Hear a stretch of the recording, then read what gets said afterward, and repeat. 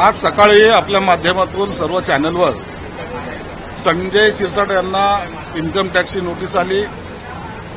त्या संदर्भात मी माझा खुलासा ऑलरेडी केलेला आहे।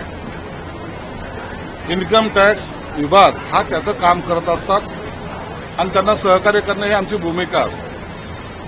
2024च्या निवडणुकीमध्ये मी जी काही निवडणूक लढवली त्यावेळेला दिलेलं शपथपत्र, त्या शपथपत्रामध्ये दाखवलेली मालमत्तामध्ये तफावत असल्याचं त्यांचं निष्कर्ष त्यांनी काढल्यामुळे त्यांनी याच्याबद्दलचं स्पष्टीकरण मला मागितलं आणि त्याच्यासाठी मी त्यांच्याकडून वेळ मागून घेतलेला आहे आणि निश्चितच सरकारी यंत्रणेने मागितलेला खुलासा हा आम्ही करणार, आम्ही त्यांना सहकार्य करणार आहे, ही माझी भूमिका आहे। यामध्ये काही पत्रकारांनी असं विचारलं की श्रीकांत शिंदेंना सुद्धा नोटीस मिळाली की काय, त्यांना नोटीस मिळाली आणि तुमच्यावर राजकीय दबाव आहे की काय असा त्यांनी प्रतिप्रश्न केला। मला श्रीकांत शिंदेंना नोटीस मिळाली का नाही याबद्दलचं कोणतीही माहिती माझ्याकडे नव्हती, परंतु हे वाक्य माझ्या तोंडी घातण्यात येत आहे की श्रीकांत शिंदेंना नोटीस मिळाली असं संजय शिरसाट बोलले, तर कृपया हा गैरसमज पसरू नये म्हणून यासाठी हा खुलासा केला।